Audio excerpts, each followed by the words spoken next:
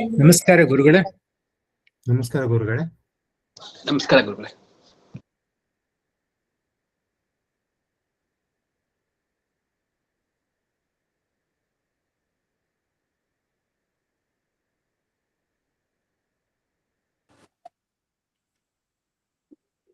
ಸ್ತುಮತಿಭಿರನ್ವೇದಂ ಶುಭ್ರಕಾಜಂ ಸಕಾಜಂ ಸುಖಮಜಮನಪಾಜಂ ಮುಕ್ತ್ಯುಪಾಜಂ ವಿಮಾಜಂ ಗೃಹಜಮಹಮಮೇಜಂ ಧ್ಯೇಜಮಾಮ್ನಾಜಗೇಜಂ ಸತಜಮಸದಜೇಜಂ ಶ್ರೀಸಹಾಜಂ ಭಜೇಯಂ ಅಂಜನಾಸೂನು ಸಾನ್ನಿಧ್ಯಾದ್ ವಿಜಯೇನ ವಿರಾಜಿತಂ ಅಜಿತಪ್ರೀತಿಜನಕಂ ಭಜೇಹಂ ವಿಜಯಧ್ವಜಂ ತಪಸ್ವಾಧ್ಯಾಯ ಶುಶ್ರೂಷಾ ಕೃಷ್ಣ ಪೂಜಾರತಂ ಮುನಿಂ ವಿಶ್ವೇಶಮಿಷ್ಟತಂ ವಂದೇ ಪರಿಮ್ರಾಟ್ ಚಕ್ರವರ್ತಿನಂ.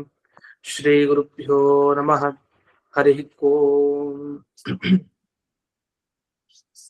ಜನ್ಮಾದ್ಯಸ್ಯ ಜತೋನ್ವಜಾದಿತರತಶ್ಚಾರ್ಥೇಶ್ವ ವಿಘ್ನಸ್ವರಾಟ್ ತೇನೇ ಬ್ರಹ್ಮ ಹೃದಯ ಆದಿಕವಯೇ ಮುಖ್ಯಂತಿ ಜಂ ಸೂರಯಃ ತೇಜೋ ವಾರಿಮೃತಾಂ ಯಥಾ ವಿನಿಮಯೋ ಯತ್ರ ತ್ರಿಸರ್ಗೋ ಮೃಷಾ ಧಾಮ್ನಾ ಸ್ವೇನ ಸದಾ ನಿರಸ್ತಕುಹಕಂ ಸತ್ಯಂ ಪರಂ ಧೀಮಹಿ. ಓಂ ಸ್ವಸ್ತ್ಯಸ್ತು ಸತಾಂ ಅಶೇಷ ಸನ್ಮಂಗಲಾನಿ ಭವಂತು. ಸಮ್ಯಕ್ ಶ್ಲೋಕೈಕ ಶ್ರವಣ ಪಠನ ಮಾತ್ರೇಣ ವಕ್ತುಶ್ಚ ಶ್ರೋತॄಣಾಂ ನಿಖಿಲ ಕಲಿಕೃತ ಕಲ್ಮಷ ಅಪನೋದನ ಪಟುತರೆ. ಶ್ರೀಮದ್ ಭಾಗವತೆ ಮಹಾಪುರಾಣೆ ತೃತೀಯ ಸ್ಕಂಧೆ ಸಪ್ತಮಾಧ್ಯಾಯೇ ಅದ್ಯ ಕಥಾನುವಾದೇ ಸತಿ ಕಿಂಚಿತ್ ಪೂರ್ವಕಥಾನುವಾದಃ.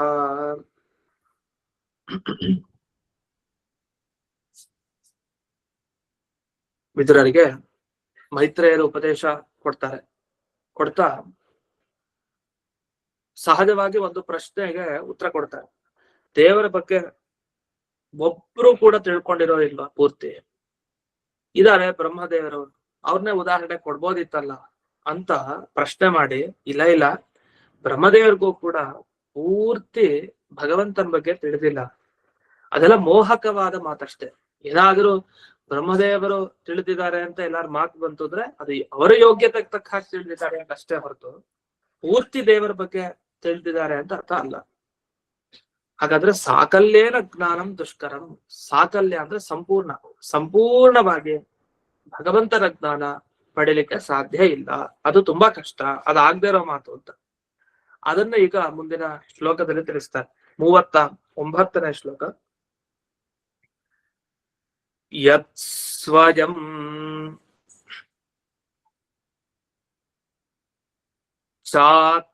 ಚಾತ್ಮವರ್ತ್ಮಾತ್ಮಾ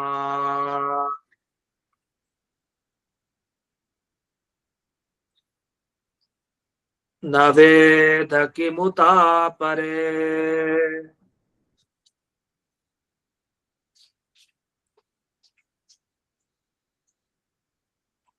ಆತ್ಮವರ್ತ್ಮ ಅಂತ ಇಲ್ಲಿ ಶಬ್ದವನ್ನ ಬಳಸಿದೆ.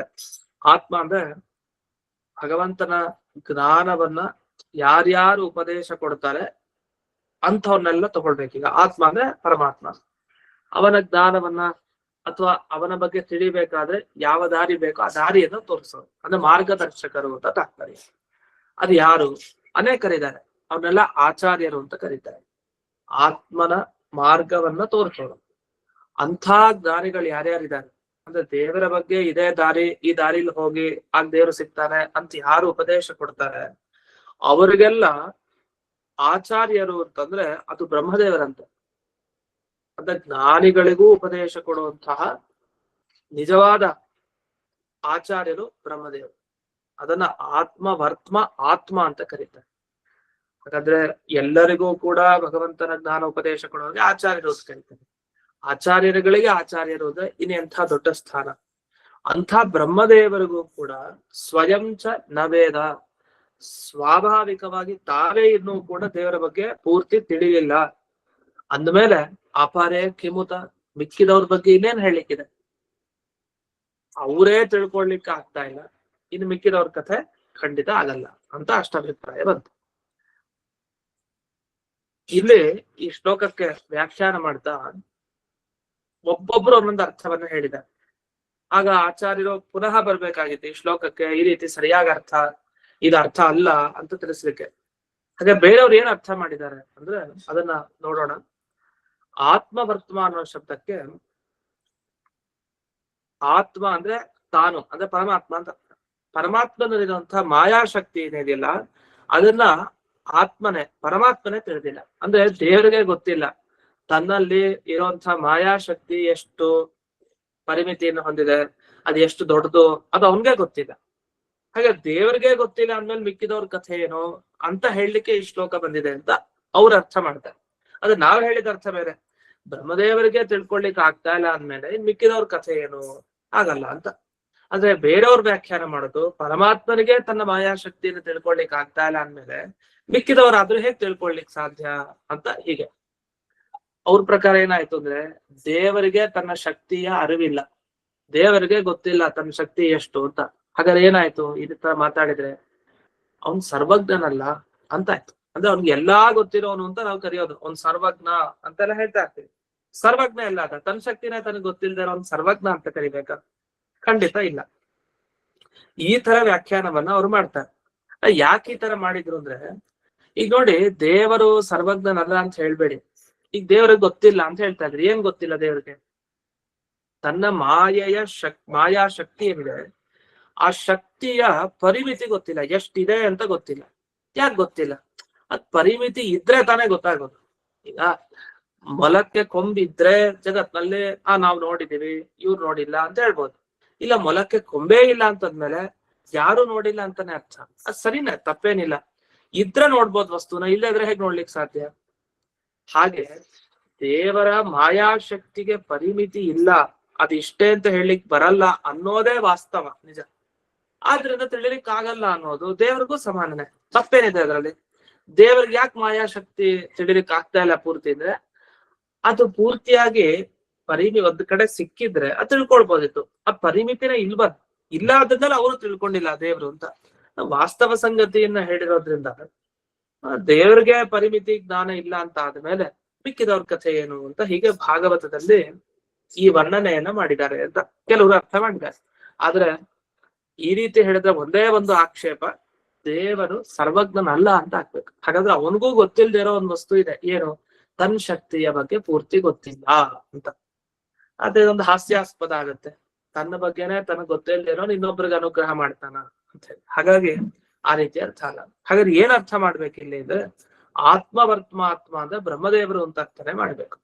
ಇದಾದ್ಮೇಲೆ ಇನ್ನೊಂದು ಶಬ್ದ ಇಲ್ಲಿ ಬಂದಿದೆ, ಅಹಂಚ ಅಂತ ಒಂದು ಶಬ್ದ ಮುಂದೆ ಬಂದಿದೆ. ಅದಕ್ಕೇನ್ ಅರ್ಥ ಅಂತ ಇಲ್ಲಿ ಬಿಡಿಸಿದ್ದಾರೆ. ಅಹಂಚಾನ್ಯೇ ಇವೇ ದೇವಾಹ ಅಂದ್ರೆ ಭಗವಂತನನ್ನ ತಿಳಿದಿರೋ ಅಂಥವ್ರು ಬ್ರಹ್ಮದೇವರು ಅಲ್ಲ, ಈ ಕಡೆ ರುದ್ರಾದಿ ದೇವತೆಗಳು ಅಲ್ಲ. ಬ್ರಹ್ಮದೇವರಿಗೂ ಗೊತ್ತಿಲ್ಲ, ಈ ಕಡೆ ರುದ್ರಾದಿ ದೇವತೆಗಳಿಗೂ ತಿಳಿದಿಲ್ಲ. ಅಂದ್ರೆ ಪೂರ್ತಿಯಾಗಿ ಅವರವರ ಯೋಗ್ಯತೆಗೆ ತಕ್ಕ ಹಾಗೆ ಎಲ್ಲರೂ ತಿಳ್ಕೊಂಡಿದ್ದಾರೆ ಅಷ್ಟೇ. ಇಲ್ಲಿ ಅಹಂ ಅನ್ನೋ ಶಬ್ದ ಏನ್ ಬಂದಿದೆ, ಅದಕ್ಕೆ ಬೇರೆಯವರೆಲ್ಲ ಏನ್ ಅರ್ಥ ಮಾಡಿದ್ದಾರೆ ಅಂದ್ರೆ ಪರಮಾತ್ಮ ಅಂತ ಅರ್ಥ ಮಾಡಿದ್ದಾರೆ. ಅಂದ್ರೆ ದೇವರಿಗೆ ಗೊತ್ತಿಲ್ಲ ಅಂತ. ಅದು ದೇವರಿಗೆ ಗೊತ್ತಿಲ್ಲ ಅಂತ ಅರ್ಥ ಮಾಡ್ಬಾರ್ದು. ಇಲ್ಲಿ ಅಹಂ ಅನ್ನೋ ಶಬ್ದಕ್ಕೆ ಏನ್ ನಿಜವಾದ ಅರ್ಥ ಅಂದ್ರೆ ರುದ್ರದೇವರು ಅಂತ ಅರ್ಥ ಅಂತೆ. ಅದ್ ಹೇಗೆ ರುದ್ರದೇವರು ಅಂತ ಅರ್ಥ ಅಹಂ ಅನ್ನೋ ಶಬ್ದಕ್ಕೆ? ಅವರು ಅಹಂಕಾರ ತತ್ವಕ್ಕೆ ಅಭಿಮಾನಿ ದೇವತೆ ಅಂತ ಎಲ್ರಿಗೂ ಗೊತ್ತು. ಅವರ ಶರೀರನೇ ಅಹಂಕಾರ ತತ್ವ. ಹಾಗಾಗಿ ಅಹಂ ಅನ್ನೋದ್ರಿಂದ ರುದ್ರದೇವರನ್ನ ತಗೊಳ್ಳಿಕ್ಕೆ ತೊಂದರೆ ಇಲ್ಲ. ಆದ್ರೆ ಇವ್ರು ಮಧ್ಯದಲ್ಲಿ ಏನ್ ವ್ಯಾಖ್ಯಾನ ಮಾಡ್ತಾರೆ ಅಂದ್ರೆ, ದೇವರ ಬಗ್ಗೆ ತಿಳಿಯುವಂತಹ ಪ್ರಯತ್ನವನ್ನ ಯಾರು ಕೂಡ ಮಾಡ್ಬಾರ್ದು, ಕೈ ಬಿಟ್ಬಿಡ್ಬೇಕಂತೆ. ಏನ್ ಮಾಡ್ಬೇಕಂದ್ರೆ ದೊಡ್ಡ ನಮಸ್ಕಾರ ಮಾಡ್ಬೇಕಂತ ದೇವ್ರಿಗಷ್ಟೇ. ಯಾಕಂದ್ರೆ ಹೇಗಿದ್ರು ನಾವು ಪೂರ್ತಿ ತಿಳ್ಕೊಳ್ಲಿಕ್ ಆಗಲ್ಲ. ನಮ್ ಯೋಗ್ಯತೆಗೆ ತಕ್ಕ ಹಾಗೆ ಪೂರ್ತಿ ತಿಳ್ಕೊಳ್ತೀವೋ ಇಲ್ವೋ ಗೊತ್ತಿಲ್ಲ, ದೊಡ್ಡ ನಮಸ್ಕಾರ ಮಾಡಿದ್ರೆ ಸಾಕು. ಈ ತರ ಕೆಲವರು ವ್ಯಾಖ್ಯಾನ ಮಾಡಿದ್ರು. ಅದಕ್ಕೊಂದು ಶ್ಲೋಕ ಹೇಳ್ತಾರೆ, ದೇವರ ಬಗ್ಗೆ ನಾವೇನೋ ತಿಳ್ಕೊಳ್ಲಿಕ್ಕ ಆಗದೆ ಇದ್ದಾಗ ದೇವ್ರ ಹತ್ರ ಹೋಗಿ ಏನ್ ಪ್ರಾರ್ಥನೆ ಮಾಡ್ಬೇಕು ಅನ್ಲಿಕ್ಕೆ. ಇದು ಬೇರೆ ವ್ಯಾಖ್ಯಾನಕಾರರು ಬರೆದಿದ್ದು, ನಮ್ಮವರಲ್ಲ. ಅವ್ರೇನ್ ಹೇಳ್ತಾರೆ ಅದ್ ಯಾಕೆ ಸರಿ ಇಲ್ಲ ಅಂತ ಮುಂದ್ ನೋಡ್ಬೇಕು. ಅವ್ರು ಹೇಳೋದಿಷ್ಟು, ಯಾದೃಶೋಸಿ ಹರೇ ಕೃಷ್ಣ ತಾದೃಶಾಯ ನಮೋ ನಮಃ, ಯಾದೃಶೋಸ್ಮಿ ಹರೇ ಕೃಷ್ಣ ತಾದೃಶಂ ಮಾಂ ಹಿ ಪಾಲಯ. ಇಷ್ಟೇ, ಇದ ಅರ್ಥ ಇಷ್ಟು. ಭಗವಂತ ನೀನು ಯಾವ ತರ ಇದೆಯೋ ಹೇಗಿದೆಯೋ ಅಂಥ ನಿನ್ನ ರೂಪಕ್ಕೆ ದೊಡ್ಡ ನಮಸ್ಕಾರ. ನಾನ್ ಹೇಗಿದ್ದೀನೋ ಅಂಥ ನನ್ನನ್ನ ನೀನು ಕಾಪಾಡು. ನನ್ನ ಬಗ್ಗೆ ಏನೋ ನನಗ್ ಗೊತ್ತಿಲ್ಲ, ನಿನ್ನ ಬಗ್ಗೆ ಏನೋ ನನಗ್ ಗೊತ್ತಿಲ್ಲ, ಆದ್ರೂ ನಿನಗೊಂದ್ ನಮಸ್ಕಾರ, ನನ್ನ ರಕ್ಷಣೆ ನೀನ್ ಮಾಡು. ಇಷ್ಟು. ಆದ್ರೆ ಇದು ಅರ್ಥ ಏನಾಯ್ತು? ದೇವ್ರೆ ನೀನ್ ಹೇಗಿದ್ಯಪ್ಪ ಹಾಗೆ ಇರು, ನೀನ್ ನಮಸ್ಕಾರ ಮಾಡ್ತೀನಿ, ನನ್ಗೆ ಗೊತ್ತಿಲ್ಲ ನೀನ್ ಹೇಗಿದೀಯ ಅಂತ, ನಾನ್ ಹೇಗಿದ್ದೀನೋ ಹಾಗೆ ನಾನು ಇರ್ತೀನಿ, ನನ್ನ ನೀನ್ ರಕ್ಷಣೆ ಮಾಡು.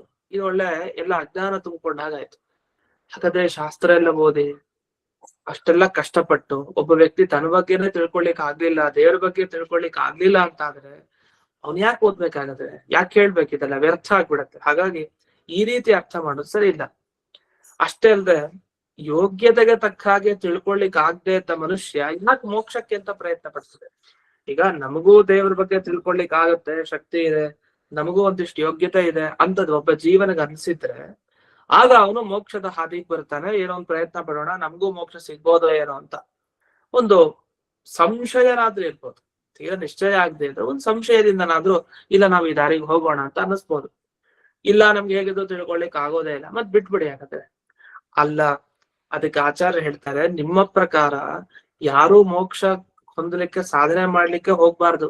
ಯಾಕೆಂದ್ರೆ ಅವ್ರಿಗೆಲ್ಲ ಜ್ಞಾನೋದಯ ಆಗೋಗಿದೆ ಎಲ್ರಿಗೂ, ನಮ್ ಕೈಲಿ ಆಗಲ್ಲ ದೇವ್ರ ಬಗ್ಗೆ ತಿಳ್ಕೊಳ್ಲಿಕ್ಕೆ ಅಂತ. ಇಷ್ಟಿದ್ಮೇಲೆ ಯಾಕೆ ಅವರೆಲ್ಲ ಮೋಕ್ಷ ಸಾಧನೆಯನ್ನ ಅನುಷ್ಠಾನ ಮಾಡ್ಬೇಕು? ಎಲ್ಲ ಬಿಟ್ಬಿಟ್ಟು ಹೊರಟೋಗ್ಬಿಡ್ತಾರೆ. ಅದಕ್ಕೆ ನೀವು ಹಾಗೆ ಹೇಳ್ಬೇಡಿ.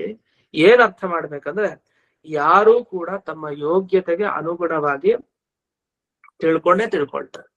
ಹಾಗಾಗಿ ದೇವರನ್ನ ತಿಳಿಯದವರು ಅಂತಿಲ್ಲ. ಏನ್ ತಿಳಿಯದವರು, ಹೇಗ್ ತಿಳಿಯದವರು ಅಂತ ಹೇಳ್ಬೋದು ಅಂದ್ರೆ, ತಮಗಿಂತ ದೊಡ್ಡವರು ತಿಳಿಯೋ ತರ ಇವರು ತಿಳಿದೇ ಇರಬಹುದು ಅಷ್ಟೇ ಹೊರತು ತನ್ನ ಯೋಗ್ಯತೆಗೆ ತಕ್ಕ ಹಾಗೆ ಮಾತ್ರ ಖಂಡಿತ ಪ್ರತಿಯೊಬ್ಬ ಜೀವನೂ ಕೂಡ ತಿಳಿದಿರ್ತಾನೆ. ಈ ವಿಷಯವನ್ನ ಯಾವಾಗ ನಾವು ಒಪ್ತೀವಿ ಆಗ ಮನುಷ್ಯರಿಗೆ ಹುಮ್ಮಸ್ ಬರುತ್ತೆ. ಓ, ನನಗೂ ಒಂದು ಯೋಗ್ಯತೆ ಇದೆ, ಆ ಯೋಗ್ಯತೆಗೆ ತಕ್ಕ ಹಾಗೆ ನಾನು ದೇವರ ಬಗ್ಗೆ ತಿಳ್ಕೊಳ್ಬಹುದು ಅಂತ ಅವನು ಈ ಮೋಕ್ಷದ ಮಾರ್ಗದಲ್ಲಿ ಪ್ರಯತ್ನ ಪಡ್ಲಿಕ್ಕೆ ಪ್ರಾರಂಭ ಮಾಡ್ತಾನೆ. ಇಲ್ಲಾಂದ್ರೆ ಪ್ರಾರಂಭ ಮಾಡೋ ಅಗತ್ಯನೇ ಇಲ್ಲ, ವಾಪಸ್ ಹೊರಟೋಗ್ಬಿಡ್ತಾನೆ, ಇಲ್ಲಿ ನಿಲ್ಲೋದೇ ಇಲ್ಲ. ಈ ಎಲ್ಲ ಅಭಿಪ್ರಾಯದಿಂದ ಆಚಾರ್ಯರು ಇಲ್ಲಿ ಅನೇಕ ಪ್ರಮಾಣಗಳನ್ನು ಉಲ್ಲೇಖ ಮಾಡಿ ಅದರ ಅರ್ಥವನ್ನ ಬಿಡಿಸ್ತಾರೆ. ಒಂದು ಪದ್ಮ ಪುರಾಣದ ಉಲ್ಲೇಖ ಮತ್ತೆ ಬ್ರಹ್ಮ ಪುರಾಣದ ಉಲ್ಲೇಖವನ್ನು ಮಾಡ್ತಾರೆ. ಬ್ರಹ್ಮ ಪುರಾಣದಲ್ಲಿ ಏನ್ ಬಂದಿದೆ, ಹಾಗೆ ಪದ್ಮ ಪುರಾಣದಲ್ಲಿ ಏನ್ ಬಂದಿದೆ, ಅದನ್ನೆಲ್ಲ ಒಂದೊಂದೇ ನೋಡೋಣ. ಇಲ್ಲಿ ಅಹಂ ಅನ್ನೋ ಶಬ್ದಕ್ಕೆ ಮೊದಲೊಂದು ಬಂತು. ಅಹಂ ಶಬ್ದಕ್ಕೆ ರುದ್ರದೇವರು ಅಂತ ಅರ್ಥ. ಮೈತ್ರೇಯರು ತಮ್ಮ ಬಗ್ಗೆ ತಾವು ಹೇಳ್ತಾ ಇಲ್ಲ, ನನಗ್ ಗೊತ್ತಿಲ್ಲ ದೇವ್ರ ಬಗ್ಗೆ, ನಿನಗೂ ಗೊತ್ತಿಲ್ಲ, ಬೇರೆಯವ್ರಿಗೂ ಗೊತ್ತಿಲ್ಲ, ಬ್ರಹ್ಮದೇವ್ರಿಗೆ ಗೊತ್ತಿಲ್ಲ ಅಂದ್ರೆ ನಿಮ್ಗೆ ಯಾರಿಗೂ ಗೊತ್ತಿಲ್ಲ ಅನ್ನೋ ತರ ಇಲ್ಲಿ ಮೈತ್ರೇಯರು ತಿಳಿಸಿದ್ದಾರೆ. ಆದ್ರೆ ಅಹಂ ಅನ್ನೋ ಶಬ್ದದಿಂದ ಮೈತ್ರೇಯರು ಹೇಳ್ತಾ ಇರೋದು ರುದ್ರದೇವರಿಗೆ ಗೊತ್ತಿಲ್ಲ ಅಂತ ಅರ್ಥ ಅಂತ, ಹೊರತು ತಮಗಲ್ಲ. ಅದು ಹೇಗೆ ಅಂದ್ರೆ ಬ್ರಹ್ಮಪುರಾಣ ಇದಕ್ಕೆ ಆಧಾರವಾಗಿದೆ. ಬ್ರಹ್ಮಪುರಾಣದಲ್ಲಿ ಒಂದು ಮಾತು ಬಂದಿದೆ, ಗುಣಪೂರ್ತೇರಾತ್ಮ ಶಬ್ದೋ ಬ್ರಹ್ಮಾಹೀನತ್ವತೋ ಹರಃ ಅಹಂ ಶಬ್ದಸ್ತಥಾಪ್ಯೇತೌ ನ ಜಾನೀತೋ ಹರಿಂ ಪರಂ ಇತಿ ಬ್ರಾಹ್ಮೆ ಆತ್ಮ ಬ್ರಹ್ಮ ನ ವೇದ ಅಹಂ ರುದ್ರಃ. ಎಷ್ಟು ಚಿಕ್ಕದಾಗಿ ವ್ಯಾಖ್ಯಾನ ಮಾಡ್ತಾರೆ. ಅಹಂ ಅಂತ ಶಬ್ದ ಬರ್ದು, ಅಹಂ ಅಂದ್ರೆ ಮೈತ್ರೇಯರಲ್ಲ, ನಾನು ಅಂತ ಅರ್ಥ ಅಲ್ಲ, ಹೊರತು ರುದ್ರಃ, ರುದ್ರದೇವರು ಅಂತ ಅರ್ಥ. ಹೇಗೆ? ಆತ್ಮ ಅನ್ನೋ ಶಬ್ದಕ್ಕೆ ಮೊದಲು ಅರ್ಥವಂತ ತಿಳ್ಕೊಳ್ಬೇಕು. ಆತ್ಮ ಅಂದ್ರೆ ಯಾರು ಆಪ್ನೋತಿ, ತನ್ನ ಯೋಗ್ಯತೆಗೆ ಅನುಗುಣವಾಗಿ ದೇವರ ಗುಣಗಳನ್ನ ಹೊಂದುತ್ತಾನೋ ಅಂತಂದ್ರೆ ಆ ದೇವರ ಗುಣಗಳ ಬಗ್ಗೆ ಚೆನ್ನಾಗಿ ಜ್ಞಾನವನ್ನ ಪಡಿತಾನೋ ಅವನಿಗೆ ಆತ್ಮ ಅಂತ ಕರೀತಾರೆ. ಹಾಗಾದ್ರೆ ಪರಮಾತ್ಮನ ಬಗ್ಗೆ ಯಾರು ತಮ್ಮ ತಮ್ಮ ಯೋಗ್ಯತೆಗೆ ಅನುಗುಣವಾಗಿ ಒಂದಿಷ್ಟು ಗುಣಗಳನ್ನ ದೇವರಲ್ಲಿ ತಿಳ್ಕೊಳ್ತಾನೋ ಅವನೆಲ್ಲ ಆತ್ಮ ಅಂತ ಆಗ್ತಾರೆ. ಆ ಆತ್ಮರಿಗೂ ಕೂಡ ಆತ್ಮ ಯಾರು ಅಂದ್ರೆ ಅದು ಬ್ರಹ್ಮದೇವರು ಅಂತ ಹಿಂದೆ ಬಂತು. ಇನ್ನೊಂದು ಅಹಂ ಅನ್ನೋ ಶಬ್ದಕ್ಕೆ ಏನರ್ಥ? ಅಹೇಯತ್ವಾತ್ ಅಹಂ ನಾಮ ಅಂತ. ಇದು ಪರಮಾತ್ಮನಿಗೂ ಅಹಂ ಅಂತ ಹೆಸರಿದೆ, ರುದ್ರದೇವರಿಗೂ ಹೆಸರಿದೆ. ಯಾಕೆ ರುದ್ರದೇವರಿಗೆ ಈ ಹೆಸರು ಬಂದಿದೆ ಅಂದ್ರೆ, ಇಂದ್ರಾದಿ ದೇವತೆಗಳೆಲ್ಲ ಆ ರುದ್ರದೇವರನ್ನ ಬಿಟ್ಟಿಲ್ವಂತೆ. ಯಾಕೆಂದ್ರೆ ಗುರುಗಳನ್ನ ಯಾವತ್ತು ಶಿಷ್ಯರು ಬಿಟ್ಟಿರಬಾರ್ದು. ಯಾಕೆ? ಗುರುಗಳಿಂದ ಜ್ಞಾನ ಲಾಭ ಆಗುತ್ತೆ. ಜ್ಞಾನ ಮತ್ತೆ ಇನ್ನೊಂದ್ ಕಡೆ ಸಿಗಲ್ಲ. ಪ್ರಕೃತ ಇಂದ್ರಾದಿ ದೇವತೆಗಳೆಲ್ಲ ಕಾಯ್ತಾ ಇದಾರಂತೆ, ಅವ್ರು ರುದ್ರದೇವರು ಯಾವಾಗ ಬರ್ತಾರೆ, ನಮ್ಗೆ ಯಾವಾಗ ಉಪದೇಶ ಕೊಡ್ತಾರೆ, ಅವ್ರು ಉಪದೇಶ ಕೊಡ್ತಾ ಇದ್ರೆ ನಮ್ ಕಥೆ ಏನು, ನಮ್ ಪಾಡೇನು ಅಂತ ಯೋಚನೆ ಮಾಡ್ತಾ ಇದ್ದಾರೆ. ಅಂತ ಇಂದ್ರಾದಿ ದೇವತೆಗಳಿಗೆಲ್ಲ ವಿಶೇಷವಾಗಿ ತತ್ವಜ್ಞಾನವನ್ನ ಉಪದೇಶ ಮಾಡೋರೇ ರುದ್ರದೇವರು. ಆದ್ರಿಂದ ರುದ್ರದೇವರು ಎಂದಿಗೂ ಕೂಡ ಅಹೇಯತ್ವಾತ್, ಅವರು ಯಾವತ್ತೂ ಹೇಯ, ಅವರನ್ನ ಬಿಟ್ಟಿರ್ಲಿಕ್ಕೆ ಅವ್ರಿಗೆ ಆಗ್ತಾ ಇಲ್ಲ. ಹಾಗಾಗಿ ಅಹೇಯನಾದವನೇ ಅಹಂ ಅಂತ ಆಗ್ತಾರೆ. ಹಮ್ ಅಂತಿದೆ. ಹಮ್ ಅಂದ್ರೆ ಬಿಡೋದು, ಅಹಂ ಅಂದ್ರೆ ಬಿಡದೇ ಇರೋದು, ಅಂದ್ರೆ ಅವ್ರನ್ನ ಬಿಟ್ಟಿರ್ಲಿಕ್ಕೆ ಸಾಧ್ಯ ಇಲ್ಲ. ಹಾಗಾದ್ರೆ ಯಾರದು ಅಂತಂದ್ರೆ ರುದ್ರದೇವರು. ಹೀಗೆ ಬ್ರಹ್ಮದೇವರಾಗ್ಲಿ, ಅಹಂ ಅಂತ ಕರೆಸ್ಕೊಳ್ಳುವಂತಹ ರುದ್ರದೇವರಾಗ್ಲಿ ಎಂದಿಗೂ ಭಗವಂತನನ್ನ ಪೂರ್ತಿಯಾಗಿ ತಿಳ್ಕೊಂಡಿಲ್ಲ. ಇನ್ನು ಮತ್ತೊಂದು ಪ್ರಶ್ನೆ, ಇಲ್ಲಿ ಮಯಟ್ ಅಂತ ಒಂದು ಶಬ್ದ ಬಂತು. ಆ ಶಬ್ದಕ್ಕೆ ಏನರ್ಥ ಅನ್ನೋದ್ರಲ್ಲಿ ಬೆಳೆಸ್ತಾರೆ. ಮಾಯಾಮಯ ಅಂತ ಇವಾಗೆಲ್ಲ ಬಳಸ್ತೀವಿ. ಅನ್ನಮಯ ಅಂದ್ರೆ ಜಾಸ್ತಿ ಅನ್ನ ಇತ್ತು. ಸಕ್ಕರೆಮಯ ಅಂದ್ರೆ ತುಂಬಾ ಸಕ್ಕರೆ ಇತ್ತು ಅಂಶ ಅಂತ. ಹಾಗೆ ಮಾಯಾಮಯ ಅಂದ್ರೆ ಅರ್ಥ ಎಲ್ಲ ಭಗವಂತನ ಶಕ್ತಿನೇ, ಅದು ಬಿಟ್ಟು ಇನ್ನೇನು ಜಗತ್ನಲ್ಲಿ ಅವನ ಚಿಂತ್ಯಾತ್ಮಕ ಶಕ್ತಿನೇ ಇಡೀ ಜಗತ್ನಲ್ಲಿ ಎಲ್ಲಾ ಕಡೆ ವ್ಯಾಪಿಸ್ಕೊಂಡಿರೋದು ಅನ್ನೋ ಅರ್ಥದಲ್ಲಿ. ಅದಕ್ಕೆ ಇಲ್ಲಿ ವರ್ಣಿಸ್ತಾ ಹೇಳ್ತಾರೆ, ಬೇರೆ ಅರ್ಥ ಮಾಡ್ಬೇಕಲ್ಲಿ, ನೀವು ತಿಳ್ಕೊಂಡಿರೋ ಅರ್ಥ ಅಲ್ಲ. ಹಾಗಾದ್ರೆ ಏನು? ಭಗವತೋ ಮಾಯಾಂ ಭಗವತೋ ಮಹಿಮಾನಂ. ಭಗವಂತನ ಮಾಯೆ ಅಂದ್ರೆ ಭಗವಂತನ ಮಹಿಮೆ ಅಂತ ಅರ್ಥ. ಮಾಯಾ ಶಬ್ದಕ್ಕೆ ಮಹಿಮೆ ಅಂತ ಅರ್ಥ. ಎಲ್ಲಿ ಹೇಳಿದ್ದಾರೆ? ಮಾಯಾತು ಮಹಿಮಾ ಪ್ರೋಕ್ತ ಪ್ರಾಚುರ್ಯೇತು ಮಯಟ್ ಯತಃ ಇತಿ ಪಾದ್ಮೆ, ಪದ್ಮ ಪುರಾಣದಲ್ಲಿ ಹೇಳಿದ್ದಾರೆ. ಪದ್ಮ ಸಂಹಿತ ಅಂತಾನೂ ಕರೀತಾರೆ. ಅಂತೂ ಇರ್ಲಿ, ಈ ನಮಗೆ ಪಾದ್ಮೆ ಬ್ರಾಹ್ಮೆ ಅಂತೆಲ್ಲ ಬಂದಾಗ ಪುರಾಣಗಳ ಸ್ಮರಣೆ ಆಗೋದು. ಆ ನಿಟ್ಟಿನಲ್ಲಿ ಆ ಪುರಾಣವನ್ನ ಗಮನಿಸಿದಾಗ ಅಲ್ಲಿ ಬಂದಿರೋ ಮಾತು ಮಾಯಾ ಅನ್ನೋ ಶಬ್ದಕ್ಕೆ ಮಹಿಮೆ ಅಂತ ಅರ್ಥ. ಮಯ ಅಂತಂದ್ರೆ ತುಂಬಾ ಮಹಿಮೆ ಅಂತ ಅರ್ಥ. ಪ್ರಾಚುರ್ಯ ಅಂತ ಅರ್ಥ, ಹೆಚ್ಚು ಜಾಸ್ತಿ ಇದ್ರೆ ಅವಾಗ ಮಯ ಅಂತ ಸೇರಿಸ್ತಾರೆ. ನಾನು ಅನ್ನಮಯ ಆಯ್ತು, ಹುಳಿಮಯ ಆಯ್ತು, ಈ ವಸ್ತು ಬರೀ ಹುಳಿ ಆಗಿದೆ ಅದಕ್ಕೆ ಹುಳಿಮಯ ಅಂತ ಹೇಳ್ತೀವಿ. ಹುಳಿಮಯ ಅಂದ್ರೆ ತುಂಬಾ ಹುಳಿ ಆಗಿದೆ ಅಂತ ಅರ್ಥ. ಅಂದ್ರೆ ತುಂಬಾ ಪ್ರಾಚುರ್ಯ ಅನ್ನೋ ಅರ್ಥದಲ್ಲಿ ಮಯಟ್ ಅಂತ ಒಂದು ಪ್ರತ್ಯಯ ಬರುತ್ತೆ. ಇಷ್ಟು ಈ ಪುರಾಣದಲ್ಲಿ ಬಂದ ಅರ್ಥ. ಅದನ್ನ ಮಾಯಾಮಯ ಅನ್ನೋ ಶಬ್ದ ಜೋಡಿಸ್ಕೊಡಿ. ಹಾಗಾಗಿ ಏನಾಯ್ತು ಅಂದ್ರೆ ಶಕ್ತಿ ಜಾಸ್ತಿ ದೇವರಿಗಿದೆ ಅಂತ ಅರ್ಥ. ಅವ್ನು ಮಾಯಾಮಯ ಅಂತ ಈ ದೃಷ್ಟಿಯಿಂದ ಕರೆದಿತ್ತು. ಇನ್ನು ಅಷ್ಟೇ ಅಲ್ಲ, ಆತ್ಮವರ್ತಮ ಅನ್ನೋ ಶಬ್ದಕ್ಕೆ ಇನ್ನೊಂದು ಅರ್ಥ. ಆತ್ಮ ಅಂದ್ರೆ ಪರಮಾತ್ಮ. ಪರಮಾತ್ಮನನ್ನ ತಿಳ್ಕೊಳ್ಳಿಕ್ಕೆ ಏನು ಬೇಕೋ ಅಂತಹ ವಿಶೇಷವಾದ ಸಾಧನಗಳನ್ನ ಪಡೆದು ಜ್ಞಾನವನ್ನ ಪಡೆಯೋದು. ಆತ್ಮವರ್ತಮ ಅಂದ್ರೆ ಪರಮಾತ್ಮನ ಗತಿ ಅಂದ್ರೆ ಜ್ಞಾನ ಅಂತ ಅರ್ಥ. ಹೀಗೆ ಎಲ್ಲ ದೇವತೆಗಳು ತಮ್ಮ ತಮ್ಮ ಯೋಗ್ಯತೆಗನುಗುಣವಾಗಿ ಭಗವಂತನ ಬಗ್ಗೆ ತಿಳಿತಾ ಇದ್ದಾರೆ. ಇಲ್ಲಿ ಇನ್ನೊಂದು ಮಾತಿದೆ, ಪ್ರಾಚುರ್ಯ ಅಂತ ಅರ್ಥ ಅಲ್ವಂತೆ ಇಲ್ಲಿ. ಅಂದ್ರೆ ಭಗವಂತನ ಮಾಯಾಶಕ್ತಿ ತುಂಬಾ ಹೆಚ್ಚಾಗಿರೋದ್ರ ಬಗ್ಗೆ ನಮಗ್ ಗೊತ್ತಿಲ್ಲ ಅಂತಲ್ಲ, ಭಗವಂತನ ಶಕ್ತಿಯ ಬಗ್ಗೆನೇ ಗೊತ್ತಿಲ್ಲ ಅಂತ ಅರ್ಥ ಮಾಡ್ಬೇಕಂತೆ. ಇದನ್ನ ಸ್ವಾರ್ಥ ಅಣ್ಣ ಪ್ರತ್ಯಯ. ಅಂದ್ರೆ ಈ ಮಯ ಅನ್ನುವ ಶಬ್ದಕ್ಕೆ ಹಿಂದೆ ಮಾಯಾ ಅನ್ನುವ ಶಬ್ದಕ್ಕೆ ಎಷ್ಟು ಅರ್ಥ ಇತ್ತು ಅಷ್ಟೇ ಅರ್ಥವನ್ನ ಹೇಳ್ಬೇಕು, ಎಕ್ಸ್ಟ್ರಾ ಅರ್ಥ ಇಲ್ಲ. ಈಗ ಸಕ್ಕರೆ ಮಯ ಅಂದ್ರೆ ಸಕ್ಕರೆಗೆ ಏನರ್ಥ? ಸಕ್ಕರೆ ಅಂತ ಅರ್ಥ. ಮಯ ಅನ್ನೋದಕ್ಕೆ ಏನರ್ಥ? ಜಾಸ್ತಿ ಅಂತ ಅರ್ಥ. ಸಕ್ಕರೆ ಮಯ ಅಂದ್ರೆ ಜಾಸ್ತಿ ಸಕ್ಕರೆ ಅಂಶ ತುಂಬಿದೆ ಅಂತ ಅರ್ಥ. ಆದ್ರೆ ಇಲ್ಲಿ ಹಾಗರ್ಥ ಅಲ್ಲ.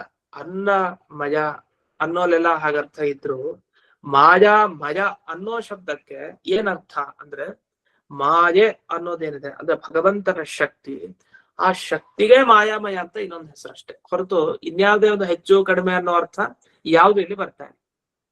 ಅದರಿಂದ ಆತ್ಮವರ್ತ್ಮ, ದೇವರ ಜ್ಞಾನವನ್ನ ಪಡೆದ ವ್ಯಕ್ತಿ ಇನ್ನೊಬ್ಬರಿಗೆ ಉಪದೇಶ ಕೊಡ್ಲಿಕ್ಕೆ ಸಾಧ್ಯ. ಹಾಗಾಗಿ ಬ್ರಹ್ಮದೇವರು ಎಲ್ರಿಗೂ ಉಪದೇಶ ಕೊಡ್ಲಿಕ್ಕೆ ಅವರಿಗೆ ಸಾಮರ್ಥ್ಯ ಇದೆ ಅಂತ ಇಷ್ಟನ್ನ ಹೇಳಿ, ಇನ್ನೊಂದು ವಿಶೇಷ ಅಂಶ ಇಲ್ಲಿದೆ. ಇದನ್ನೆಲ್ಲ ನ್ಯಾಯಸುಧಾನು ವ್ಯಾಖ್ಯಾನದಲ್ಲಿ ಆನಂದಮಯಾಧಿಕರಣ ಅಂತ ಬರುತ್ತೆ. ಓಂ ಆನಂದಮಯೋಭ್ಯಾಸ ಓಂ ಅಂತ. ಆನಂದಮಯ ದೇವರು ಅಂತ ಬ್ರಹ್ಮಸೂತ್ರದಲ್ಲಿ ವೇದವ್ಯಾಸರು ಹೇಳ್ತಾರೆ. ಆನಂದಮಯ ಅಂದ್ರೆ ಚೂರು ದುಃಖ ಇಲ್ಲ ಅವನಲ್ಲಿ ಅಂತ ಅರ್ಥ. ಆದ್ರೆ ಅಲ್ಲಿ ಕೆಲವರು ಆಕ್ಷೇಪ ಮಾಡ್ಕೊಳ್ತಾರೆ. ಈಗ ಆನಂದಮಯ ಅನ್ನೋ ಶಬ್ದಕ್ಕೆ ಪೂರ್ತಿ ಆನಂದ ಇದೆ ಅಂತ ಅರ್ಥ ಅಲ್ಲ. ಇರೋ ದುಃಖ ಕಡಿಮೆ ಇದೆ, ಆನಂದ ಜಾಸ್ತಿ ಇದೆ. ತುಂಬಾ ಶ್ರೀಮಂತ ಅಂದ್ರೆ ಏನರ್ಥ? ಅವ್ನ್ ಬೇರೆಯವ್ರಿಗೆ ಹೋಲಿಸಿದ್ರೆ ಬಡವ ಆಗಿರ್ಬೋದಲ್ಲ, ಅವನಿಗಿಂತ ಶ್ರೀಮಂತನಿಗೆ ಹೋಲಿಸಿದ್ರೆ. ಮತ್ತೆ ಇವನ್ ತುಂಬಾ ಶ್ರೀಮಂತ ಅಂದ್ರೆ ಏನರ್ಥ? ಬೇರೆಯವ್ರಿಗೆ ಹೋಲಿಸಿದಾಗ ಇವನ್ ಶ್ರೀಮಂತ, ಇನ್ ಕೆಲವ್ರಿಗೆ ಹೋಲಿಸಿದಾಗ ಅವನು ಶ್ರೀಮಂತ ಅಲ್ಲ, ಸ್ವಲ್ಪ ಅವ್ರು ನೋಡಿದ್ರೆ ಇವನ್ ಬಡವನೇ, ಎಷ್ಟೇ ದುಡ್ಡಿದ್ರು ಕೂಡ. ಹಾಗಾದ್ರೆ ಏನಾಯ್ತು? ಈ ಮಯ ಅನ್ನೋ ಶಬ್ದವನ್ನ ಎಲ್ಲೆಲ್ಲಿ ಬಳಸ್ತಾರೆ, ಇದನ್ನೆಲ್ಲ ನೋಡಿದಾಗ ಅರ್ಥ ಮಾಡ್ಕೊಳ್ಬೇಕಾಗಿತ್ತು. ಯಾವ ಶಬ್ದವನ್ನ ಹೇಳ್ತೀವಿ ಆ ಗುಣನೂ ಇರುತ್ತೆ, ಅದರ ವಿರುದ್ಧ ಗುಣನೂ ಇರುತ್ತೆ. ಉದಾಹರಣೆಗೆ ಬ್ರಾಹ್ಮಣ ಪ್ರಚುರೋ ಗ್ರಾಮ, ಬ್ರಾಹ್ಮಣ ಮಯೋ ಗ್ರಾಮ ಅಂತ ಹೇಳ್ತೀವಿ. ಈ ಹಳ್ಳಿಯಲ್ಲಿ ಬರೀ ಬ್ರಾಹ್ಮಣರೇ ಹೆಚ್ಚು ಅಂತ. ಬ್ರಾಹ್ಮಣಮಯ, ಬ್ರಾಹ್ಮಣ ಪ್ರಚುರ, ಬ್ರಾಹ್ಮಣಮಯ ಗ್ರಾಮ ಅಂದ್ರೆ ಬರೀ ಬ್ರಾಹ್ಮಣರೇ, ಎಲ್ಲಿ ನೋಡಿದ್ರು ಬ್ರಾಹ್ಮಣರು ಕಾಣ್ತಾರೆ ಅಂದೇನರ್ಥ? ಬೇರೆಯವ್ರು ಇಲ್ಲ ಅಂತ ಅರ್ಥ ಅಲ್ಲ. ಬ್ರಾಹ್ಮಣರು ಹೆಚ್ಚೆಚ್ಚು ಕಣ್ಣಕ್ಕೆ ಅವರೇ ಬೀಳ್ತಾ ಇದ್ದಾರೆ, ಯಾಕೆ ಸಂಖ್ಯೆಯಲ್ಲಿ ಅವ್ರು ಜಾಸ್ತಿ ಇದ್ದಾರೆ ಅಂತ. ಉದಾಹರಣೆಗೆ ಹಿಂದೆ ಕೊಡ್ತಾ ಇದ್ದಿದ್ದು ಉದಾಹರಣೆ ಅದು, ಬ್ರಾಹ್ಮಣಮಯೋ ಗ್ರಾಮ ಅಂತ ಹಿಂದಿನ ಕಾಲದಲ್ಲಿ. ಹಾಗಾದ್ರೆ ಏನಾಯ್ತು? ಬ್ರಾಹ್ಮಣಮಯೋ ಗ್ರಾಮ ಅಂತ ಹೇಳಿ ಬೇರೆ ಶೂದ್ರ ವೈಶ್ಯ ಕ್ಷತ್ರಿಯರಿದ್ರು ಹೆಚ್ಚು ಸಂಖ್ಯೆ ಬ್ರಾಹ್ಮಣರಿದ್ರ ಅದನ್ನ ಬ್ರಾಹ್ಮಣಮಯೋ ಗ್ರಾಮ ಅಂತ ಯಾವ್ದೋ ಒಂದು ಹಳ್ಳಿಗೆ ಕರೀತಾ ಇದ್ರು ಉದಾಹರಣೆಗೆ. ಆದ್ರೆ ಅಲ್ಲಿ ಏನ್ ತಗೊಳ್ಬೇಕಂದ್ರೆ ಬ್ರಾಹ್ಮಣರಿದ್ದಾಗ ಅವರಿಗೆ ಸರಿಯಾಗಿ ಅಲ್ಲಿ ಶೂದ್ರರು ಇದ್ರು, ವೈಶ್ಯರು ಇದ್ರು, ಆ ಗ್ರಾಮದಲ್ಲಿ ಕ್ಷತ್ರಿಯರು ಇದ್ರು. ಅದೇ ತರಹ ಗುಣಗಳು ತುಂಬಾ ಇದೆ ಅಂತಂದ್ರೆ ದೋಷ ಸ್ವಲ್ಪ ಕಡಿಮೆ ಇದೆ ಅಂತ ಅರ್ಥ, ಗುಣಗಳು ಜಾಸ್ತಿ ಇದೆ ಅಂತ ಅರ್ಥ. ಹೀಗೆ ಅರ್ಥ ಮಾಡೋದು ಅಂದ್ರೆ ಹಾಗಲ್ಲ. ಮಾಯಾ ಅನ್ನೋ ಶಬ್ದಕ್ಕೆನೆ ಗುಣಗಳಿಂದಲೂ ಅವನು ಮಹತ್ವವನ್ನ ಪಡೆದಿದ್ದಾನೆ, ಅಂದ್ರೆ ಗುಣ ಇರೋದೇ ಅವನಲ್ಲಿ ಹೆಚ್ಚೆಚ್ಚಿದೆ ಅಂತ ಅಷ್ಟೇ ಅರ್ಥ ಹೊರತು ದೋಷ ಸ್ವಲ್ಪ ಇದೆ ಅಂತ ಖಂಡಿತ ಅರ್ಥ ಮಾಡಬೇಡಿ ಅಂತ ಹೀಗೆ ಆ ಅರ್ಥವನ್ನ ನಿರಾಕರಣೆ ಮಾಡಿದ್ದಾರೆ. ಇದನ್ನ ಇಲ್ಲಿ ಟಿಪ್ಪಣಿಯಲ್ಲಿ ವಿಶೇಷವಾಗಿ ಕೊಟ್ಟಿದ್ದಾರೆ, ಅದನ್ನ ಗಮನಿಸಬಹುದು. ಏನ್ ಹೇಳ್ತಾರೆ ಅಂದ್ರೆ ಏತೇನೈವ ಬ್ರಾಹ್ಮಣ ಪ್ರಚುರ ಗ್ರಾಮ ಇತ್ಯಾದೌ ಪ್ರಾಚುರ್ಯಾರ್ಥಕ ಪ್ರಚುರ ಶಬ್ದೇನ ಬ್ರಾಹ್ಮಣ ವಿರೋಧಿ ಶೂದ್ರಾಣ ಅಲ್ಪತ್ವಸ್ಯ ಪ್ರತೀತೆ. ಬ್ರಾಹ್ಮಣ ಪ್ರಚುರೋ ಗ್ರಾಮ ಅಂದ್ರೆ ಬ್ರಾಹ್ಮಣರು ಹೆಚ್ಚಿರೋ ಹಳ್ಳಿ ಅಂದ್ರೆ ಶೂದ್ರರು ಇರ್ತಾರೆ ಅಂತ. ಹೇಗೆ ಆ ಬ್ರಾಹ್ಮಣ ವಿರೋಧಿ ಶೂದ್ರಾಣ, ಬ್ರಾಹ್ಮಣರಿಗೆ ವಿರೋಧಿಯಾದ ಶೂದ್ರರು ಅಂತ ಬಂದಿದೆ. ವಿರೋಧಿ ಅಂದ್ರೆ ಇಬ್ರು ಜಗಳಾಡ್ತಾ ಇದ್ರು ಅಂತ ಅರ್ಥ ಅಲ್ಲ. ಬ್ರಾಹ್ಮಣ ವಿರೋಧಿ ಶೂದ್ರಾಣ ಅಂದ್ರೆ ಬ್ರಾಹ್ಮಣರ ಆಚರಣೆಗೂ ಅವರ ಆಚರಣೆಗೂ ತುಂಬಾ ವ್ಯತ್ಯಾಸ ಇದೆ. ಹಾಗಾಗಿ ಇವರ ಆಚರಣೆನೇ ಬೇರೆ, ಇವರ ಆಚರಣೆನೇ ಬೇರೆ. ಈ ರೀತಿಯಲ್ಲಿ ಬ್ರಾಹ್ಮಣ ವಿರೋಧಿ ಶೂದ್ರಾಣ ಅಂತ ಅಷ್ಟೇ ಹೇಳಿತ್ತು. ಯಾಕಂದ್ರೆ ಅವರ ಕ್ರಮನೇ ಬೇರೆ. ಕ್ಷತ್ರಿಯ ಅವನು ಯುದ್ಧ ಮಾಡ್ಲಿಕ್ಕೆ ಅಂತ ಹೋಗ್ತಾನೆ, ಅಸ್ತ್ರ ಮತ್ತೆ ಶಸ್ತ್ರಗಳನ್ನ ಹಿಡ್ಕೊಂಡು. ಆದ್ರೆ ಬ್ರಾಹ್ಮಣ ಹಾಗೆ ಮಾಡಲ್ಲ. ಹಾಗಂತ ಕ್ಷತ್ರಿಯ ವಿರೋಧಿ ಬ್ರಾಹ್ಮಣ ಅಂತ ಹೇಳ್ತೀವಿ. ಅಂದ್ರೆ ಕ್ಷತ್ರಿಯ ವಿರೋಧಿ ಅಂದ್ರೆ ಏನು? ಕ್ಷತ್ರಿಯನಿಗಿಂತ ಗುಣಗಳು ವಿರುದ್ಧವಾಗಿರುತ್ತೆ.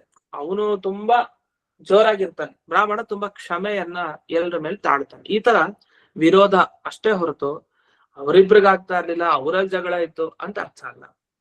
ಹೀಗೆ ಭಗವಂತನ ಈ ಗುಣಗಳು ಹೆಚ್ಚು ಅನ್ನೋ ವಿಷಯ ಬಂದಾಗ ದೋಷ ಕಡಿಮೆ ಅನ್ನೋ ಅರ್ಥ ಮಾಡ್ದೇನೆ ಯಾವಾಗ್ಲೂ ಗುಣಗಳು ಹೆಚ್ಚು ಅನ್ನೋ ಅರ್ಥವನ್ನೇ ಮಾಡೋದು ಸೂಕ್ತ ಅಂತ ಇಲ್ಲಿವರೆಗೆ ಈ ವ್ಯಾಖ್ಯಾನದಲ್ಲಿ ತಿಳಿಸಿದೆ. ಇಷ್ಟಾದ್ಮೇಲೆ ಈ ಅಹಂ ಅನ್ನೋ ಶಬ್ದಕ್ಕೆ ರುದ್ರದೇವರು ಅಂತ ಹೇಗೆ ಅರ್ಥ ಅಂದಾಗ ಈ ಹ ಅಂತ ಬರುತ್ತಲ್ಲ, ಅಹಂ ಅನ್ನೋದು. ಹ ಅಂದ್ರೆ ಹಾನ, ಬಿಡೋದು, ತ್ಯಾಗ ಮಾಡೋದು ಅಂತ ಅರ್ಥ.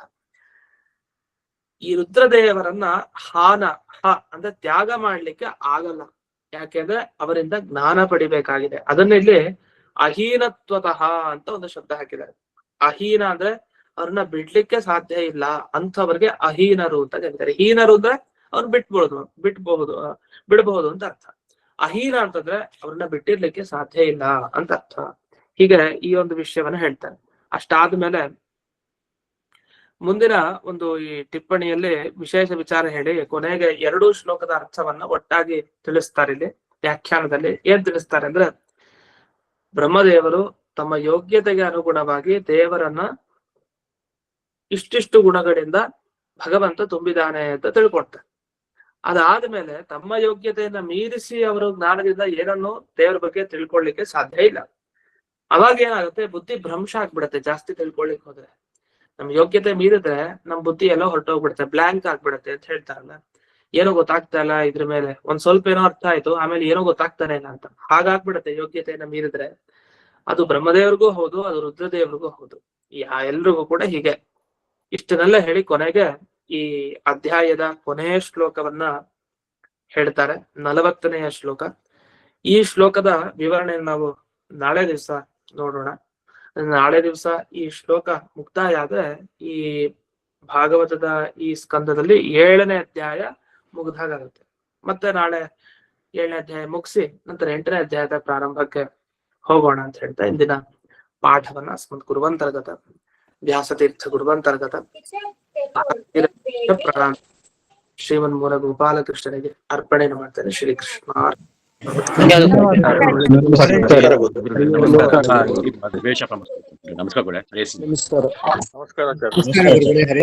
ಧನ್ಯವಾದ ಗುರುಗಳೇ. ನಮಸ್ಕಾರ ಗುರುಗಳಿಗೆ. ನಮಸ್ಕಾರ ಗುರುಗಳೇ, ಧನ್ಯವಾದಗಳು. ನಮಸ್ಕಾರ ಗುರುಗಳೇ, ಧನ್ಯವಾದಗಳು.